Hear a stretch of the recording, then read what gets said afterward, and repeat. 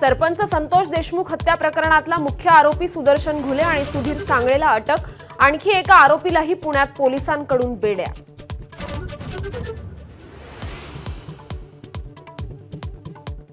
देशमुख हत्या प्रकरणात डॉक्टर संभाजी वायभसे वकील पत्नीसह आणखी एक जण एसआयटीच्या ताब्यात। रात्री उशिरापर्यंत कसून चौकशी, वायभसेनेच सुदर्शन घुलेचा ठाव ठिकाणा दिल्याचं पोलिसांचं स्पष्टीकरण।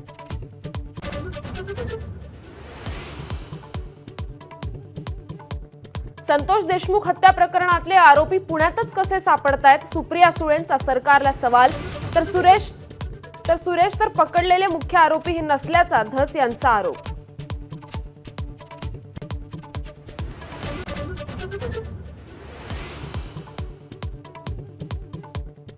थोड्याच वेळात परभणीत सर्वपक्षीय सर्वधर्मीय मूक मोर्चाला सुरुवात। संतोष देशमुखांच्या मारेकऱ्यांना तात्काळ अटक करून फाशीची शिक्षा देण्याची मागणी।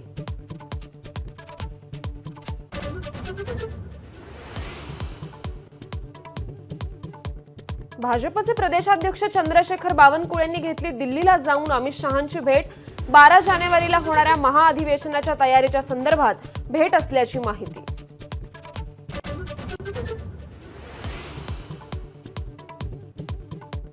कांद्यावरचं निर्यात शुल्क माफ करावं, शरद पवारांची चाकणमधल्या कार्यक्रमात मागणी। नाशिक दौऱ्यावर असलेल्या केंद्रीय कृषी मंत्री शिवराज सिंगांचं मात्र मागणीकडे दुर्लक्ष।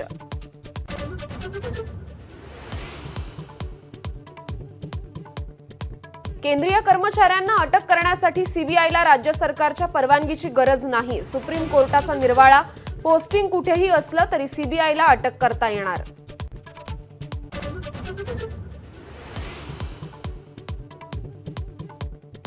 लडाखमध्ये चीनचा खोडसाळपणा, 2 नव्या परगण्यांची घोषणा। भारताकडून जोरदार आक्षेप। भारताच्या पूर्व भागातल्या धरणानंतर आता अक्साई चीनमध्ये चीनची कुरापत।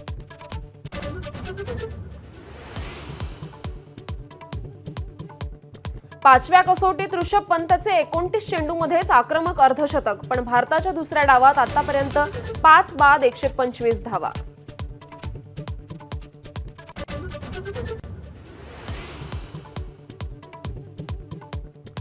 कसोटी क्रिकेटमधून मी आताच निवृत्त होणार नाही, रोहित शर्माचं स्पष्टीकरण।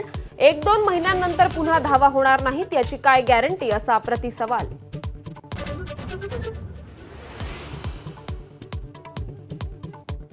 ज्येष्ठ अणुशास्त्रज्ञ आणि केंद्र सरकारचे माजी मुख्य वैज्ञानिक सल्लागार डॉक्टर आर चिदंबरम यांचं निधन।